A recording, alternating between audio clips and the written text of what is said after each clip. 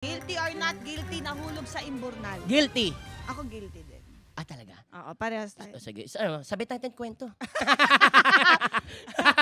Bahala na Ano nangyari nakikinig. sa'yo? Eto, dati na pa naman to experience ko nung naglayas kami ni mama. Kasi nanay ko noon, parang nag-away sila ni Pudra noon.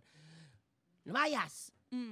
Umiyak nanay ko, hinahabol ko yung nanay ko, ba, wag mo ko iwan, ma, wag mo ko iwan, ma, ganyan. Ay, di kasi nama. O kasi nga parang patakas yung nanay ko noon para makalayo dun sa airpot ko. Anyways, inabol ko si mama. Pag sa takbo, di ba? Eh, mga madaling araw na yun, matcha. Mga asong ulol, nasa labas.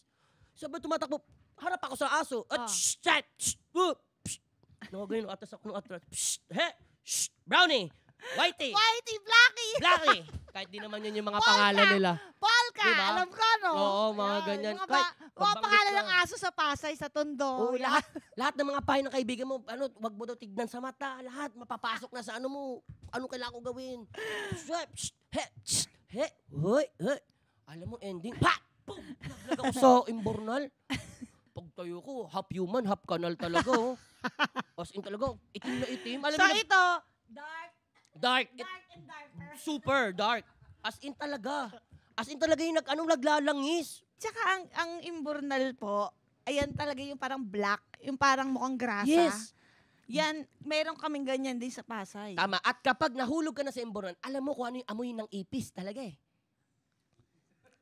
Hindi ko na nga maintindihan eh. Para siyang dinuguan na sira. Ganon.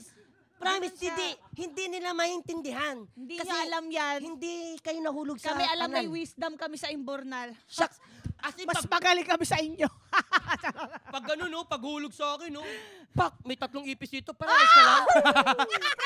Parehas ka lang, sabi ko, pare, yung mga aso dito, pare.